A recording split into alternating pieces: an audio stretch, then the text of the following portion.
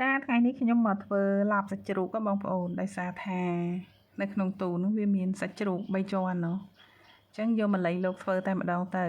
តែបងប្អូនធ្វើធម្មតាណែនាំឲ្យធ្វើសាច់សុទ្ធច្រើនជាងដោយសារតែវាមិនទ្រាំណាប្រើសាច់3ជាន់អញ្ចឹងវាអាចនឹងទ្រលាន់តែបើសម្រាប់បងប្អូនដែលចូលចិត្តញ៉ាំជាប្រភេទសាច់3ជាន់អញ្ចឹងក៏ប្រើទៅនិយាយទៅចូលចិត្តបែបណាធ្វើបែបហ្នឹងទៅណាព្រោះថាប្រភេទឡាបនេះយើងអាចឡាបជាសាច់ជ្រូកជាសាច់គោជាសាច់មាន់សាច់ទាឬក៏ជាត្រីអីបានតាមចិត្តរើសបានមួយណាធ្វើតាមមួយហ្នឹងទៅគ្រាន់ថារបៀបធ្វើវាខុសគ្នាតាមបែបហ្នឹងតិចតួចអញ្ចឹងទៅដូចជាទាអញ្ចឹងយើងត្រូវយកស្បែកផ្សេងសាច់ផ្សេងបំពងនេះបំពងនោះអញ្ចឹងទៅហើយត្រីអញ្ចឹងយើងត្រូវយកទៅអាំងសិនអីអញ្ចឹងទៅណាឥឡូវនេះបានជាសាច់រួចហើយកិនរួចរាល់ហើយយើងចាប់ផ្ដើមមកលាងបន្លែយើងប្រើខ្ទឹមសខ្ទឹមក្រហមហើយយើងប្រើជីវែងក៏ប្រើស្លឹកខ្ទឹមហើយក៏ប្រើជីគ្រប់មុខដែរ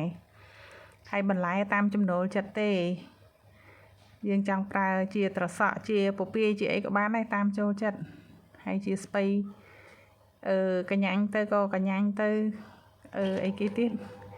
ជាសាឡាត់ក៏សាឡាត់ទៅជាបូកគោអញ្ចឹងក៏បូកគោទៅតាមតែយើងមានយើងរកបានអញ្ចឹងឯងហើយយើងក៏មានជាជីគ្រប់មុខហើយម្ទេសវិញធម្មតាកាប់ទៅត្រូវប្រើម្ទេសអាចសាត់យើងម្ទេសយើងធម្មតាហ្នឹងបានវាហិលវាឆ្ងាញ់តែដោយសារនៅផ្ទះខ្ញុំត្រូវតម្រូវអ្នកដែលអត់ញ៉ាំហិលអញ្ចឹងខ្ញុំក៏ប្រើម្ទេសធំជំនួសទៅម្ទេសធំហ្នឹងហើយហ្នឹងនៅទៀមទាឲ្យជឿយកគ្រាប់ចេញទៀតយកតែពណ៌តែម្ដងនេះពណ៌ហើយនឹងរសជាតិតែរសជាតិហិលអត់មានឥឡូវយើងចាប់ផ្ដើមមកហាន់តូចហាន់ធំហាន់ស្ដើងហាន់ក្រាស់តាមចំណូលចិត្តខ្ទឹមហ្នឹងក៏ចឹងដែរមិនដាក់ខ្ទឹមសទេក៏បានដែរតែខ្ញុំចូលចិត្តឲ្យវាមានក្លិនខ្ទឹមសផងខ្ទឹមក្រហមផងចឹងណាខ្ញុំក៏លៃលោកតាមហ្នឹងទៅហើយមិនសូវឲ្យវាល្អិតមិនសូវអីហ្មងទេដោយសារចង់ថាពេលយើងញ៉ាំទៅវាថ្មិញយើងវាទៅពីប៉ះដុំខ្ទឹមហ្នឹងក្របទៅវាស្រួយអីចឹងទៅនិយាយទៅលៃលោកតាមតែយើងចូលចិត្តទៅមិនចាំបាច់ថាំងក្បួននេះក្បួននោះអីទេណោះសំខាន់បំផុតអ្នកផ្ទះយើងចូលចិត្តបែបណាយើងចូលចិត្តបែបណាមកចាត់ចែងមកកាលប៉ះទៅខ្ញុំទិញតាំងពីម្ទេសពណ៌បៃតងមកទៀតណោះតែដល់ពេលធ្វើលៃមើលទៅអូយវាច្រើនតែវាច្រើនធ្វើញ៉ាំមិនអស់ហ្នឹងវីវ៉ូហើយ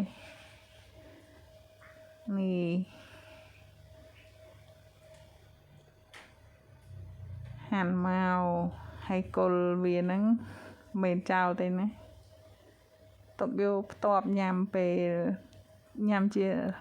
លក់ហើយយើងចាប់ផ្ដើមមកចំអិនសាច់ជ្រូកយើងសិនមកបងប្អូនអាចឆាវាឲ្យក្រៀមក៏បានដែរ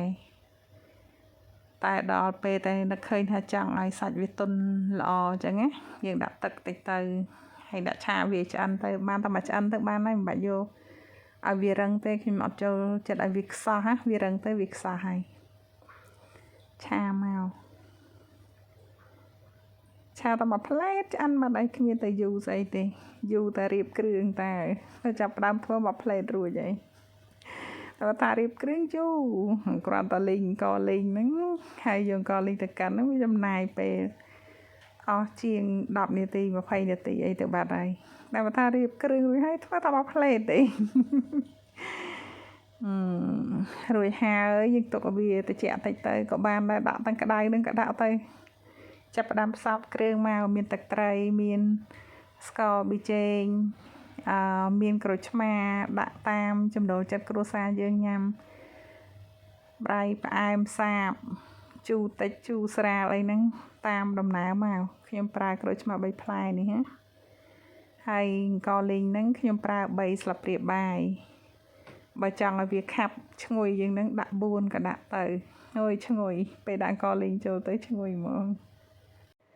ឈ្ងុយហើយវាជួយឲ្យខាប់ទឹកណាជាតាងអត់ចូលចិត្តញ៉ាំមានទឹកដល់ពេលខាប់ទឹកអញ្ចឹងទៅអត់មានទឹក អញ្ចឹងបើបងប្អូនមិនចូលចិត្តឲ្យវាខាប់ខ្លាំងទេបន្ថយទៅនៅតែ2ក៏បានដែរ2ស្លាបព្រាបាយអីទៅនិយាយទៅតាមលៃលោកតាមហ្នឹងទៅរួចបាត់ហើយគ្មានស្អីទេភ្លក់មើលសិនភ្លក់ទៅល្មមតែម្ដងយកមករៀបចំចាត់ចែងដាក់ចានយើងទៅដល់ពេលញ៉ាំគ្រួសារខ្ញុំសួរថាហើយចុះអាស្ពៃនោះមិនក៏មិនដាក់ថែមមកទៀតមកគាត់ចូលចិត្តញ៉ាំស្ពៃនេះហើយបើថាបងប្អូនចូលចិត្តតជាតសក់ជាអីក៏ថែមមកតាមនឹងមកពេញប៉ោះអីហ្នឹងខ្ញុំញ៉ាំទ្រាប់អញ្ចឹងណាអញ្ចឹងមិនត្រូវប្រើស្ពៃច្រើនស្ពៃហើយនឹងសាឡាត់ហ្នឹងមិនសូវអប់ទេទិញទុករហូតហើយស្ពៃទឿស្ពៃហៃស៊ីមអីហ្នឹងស្ពៃចង្កឹះអីហ្នឹងក៏មានដែរទុករហូតទាំងឯងព្រោះពេលព្រឹកឡើងអញ្ចឹងកូនស្រីខ្ញុំហ្នឹងចូលចិត្តញ៉ាំឆាពងទាជាមួយបន្លែហ្នឹងញ៉ាំបាយពេលព្រឹកមុនទៅសាលាអញ្ចឹងមិនអត់ទេនេះញ៉ាំអញ្ចឹងខ្ញុំញ៉ាំអញ្ចឹងខ្ញុំញ៉ាំនឹងដៃអញ្ចឹងហ្មងហ្នឹងណាម្ទេសទិញពីផ្សារមកពេលណាម្ទេសយើងអត់មានអញ្ចឹងយើងទិញពីផ្សារមកយើងមកញ៉ាំវារៀងកាហាយអាម្ទេសក្រហមហ្នឹងណាតែដល់ទៅពេលយើងញ៉ាំអត់តាន់អញ្ចឹងទៅវារៀងចូលប៉លអញ្ចឹងយើងយកទៅដាក់ក្នុងផាងដំណាំយើងចោលទៅវាដុះជាកូនម្ទេសមកហើយយើងចាប់ផ្ដើមចាត់ចែងយកទៅដាក់ដាំទៅផ្លែមកបងប្អូនឡើងខ្ជូតវាអត់ធំដូចរបស់គេមកពីនេះស្រាប់អញ្ចឹងទេហើយក៏អត់សូវហឹរកាហាយឯដែរញ៉ាំឆ្ងាញ់ញ៉ាំស្រួលមកក្របមួយម៉ាត់គ្មានសូវហឹរអីទេរសជាតិហឹរចាញ់ទាំងម្ទេសអាចសាត់យើងផងនេះអញ្ចឹងឡាបយើងធ្វើបានច្រើនយ៉ាងណោះឡាបអីក៏ឡាបទៅឲ្យតែយើងចង់ឡាប